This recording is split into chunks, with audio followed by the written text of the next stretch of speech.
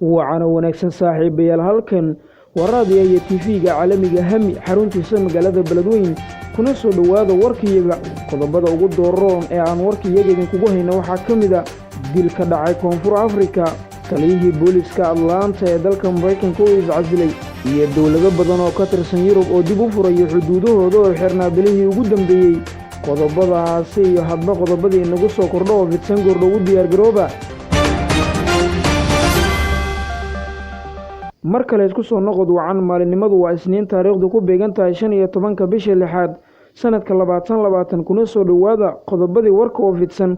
oo idin saanba qaado anigoo Ibrahim Maxamed Xasan Jamuni aynu ku bilownay dil ka dhacay Koonfur Afrika koox burcad Koonfur Afrikaan ah ayaa goobtiisa ganacsi waxa ay ku dileen muwaadin Soomaaliyeed oo lagu magacaabi jiray Cabdiraxmaan Macalin Cali iyaga oo goobta isaga baxsaday sidoo kale xalay waxa tuulada Isnayd ay hoos tagtay magaalada Cape Town ee caasimadda dalka Koonfur Afrika dhaawac ay koox burcad Koonfur Afrikaan ah ay ugu geysteen u geeriyooday muwaadin Soomaaliyeed oo lagu magacaabi jiray Cabdiraxmaan Iidow cabsi aan caadi ahayn ayaa xilligan waxa ay soo wajahday Soomaalida ku nool dalka Koonfur Afrika ciidamada booliska ee deegaanka dilku ka dhacay ayaa baadigoobaya kooxdii dilka keysatay oo la sheegay inay caan ka yihiin Koonfur Afrika sanad kasta waxa korra dilka loo geysanayo muwaadiniinta Soomaaliyeed ee ku nool dalka Koonfur Afrika sidoo kalena ganacsiga ku dhaxle iyagoo mararka qaar jirdil loo geysto sidoo kalena hantidooda la boobo dawlado badan oo ka tirsan Yurub oo dib u furay xuduudahooda oo xirnaa bilihii ugu dambeeyay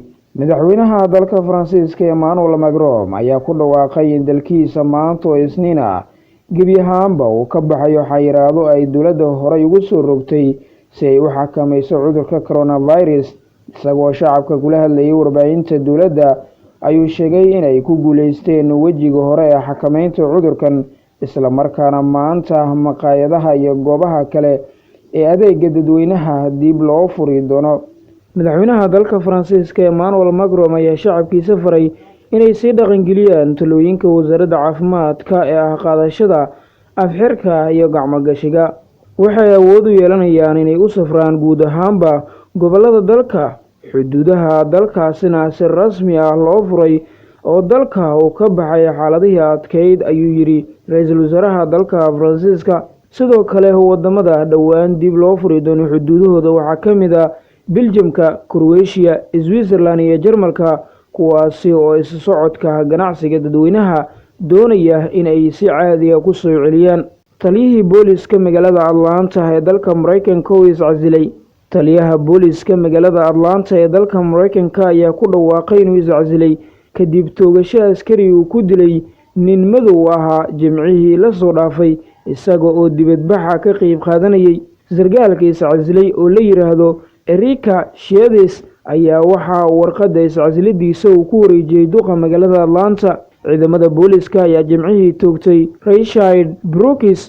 oo 27 sano jir madow ahaa mar uu ka qayb qaadanayay banaanbaxyada rabshadaha wata ilaa xalay dibadbaxyaal cariisan ayaa xiray inta badan wadooyinka magaalada Atlanta ayaga oo dalbanaya in askarigii dilka geystay cadaalad la horkeeno saaxiibada qiimaha iyo qaayaha inaga mudan guud ahaan waa inaga inta warkii waad ka daawanayseen raadiyaha iyo TV-ga caalamiga Hami xaruntiisa magaalada Beledweyne oo soo jeediyay anigu Jamuni tan iyo warkaan mid la cayna nabadgelyo amaana Allah